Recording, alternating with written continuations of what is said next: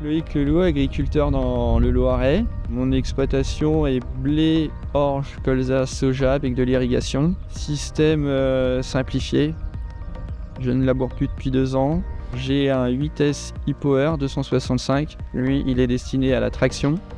Vraiment tout ce qui est travaux lourds, des chômages. J'ai le 8S 245. Celui-là, il est là pour faire un peu ce qui est préparation de sol quand le gros n'est pas disponible.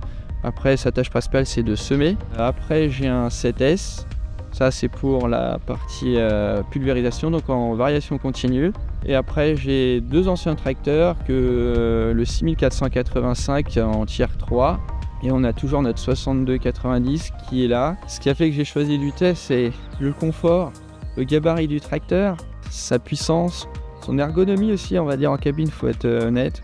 C'est un tracteur qui m'a plu et honnêtement quand j'ai eu mon premier, je le cachais pas, je disais que j'en voulais un deuxième. C'était le tracteur que je voulais, un 8S quoi. J'ai fait le choix de la e-Power, c'est que c'est un peu une transmission un peu hybride je trouve. Moi qui suis utilisateur de variation continue et puis qui était utilisateur de Dynasys, j'ai trouvé vraiment le bon compromis et le gros avantage c'est qu'on n'a plus de trou de gamme avec la e-Power.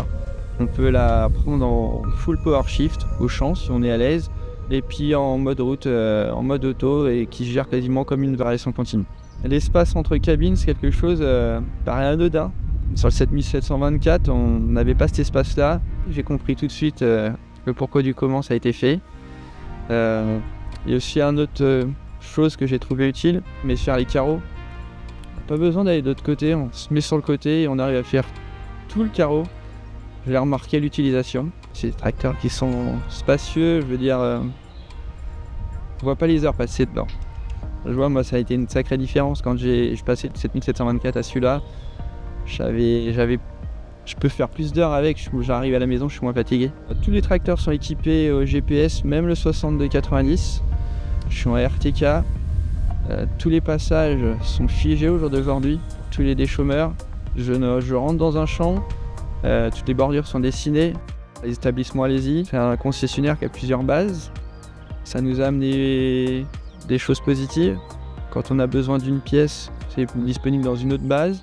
C'est des gens qui sont réactifs, puis ils sont assez dynamiques. En partie GPS, oui, je suis très demandeur. On a quelqu'un qui est au GPS, Monsieur Bigot, qui m'a fait vraiment très avancer dessus. Et oui, là, je suis toujours demandeur à ce niveau-là de tout ce qui est technologie. Pendant l'investissement de mon 8S e-Power, il y a plusieurs facteurs qui sont arrivés. Déjà, c'est le tracteur qui était confortable, l'ergonomie. Il y avait aussi tout ce qui était partie consommation qui est très intéressante.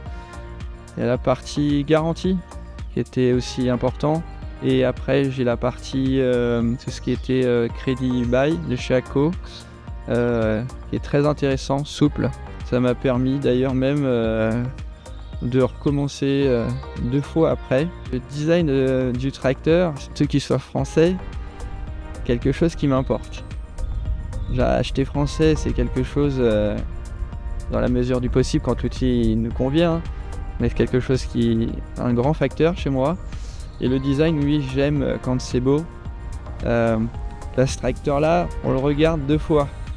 On nous choque le premier coup, et le deuxième coup, tracteur que j'ai apprécié, il est très beau. J'adore tout ce qui est son bandeau LED devant.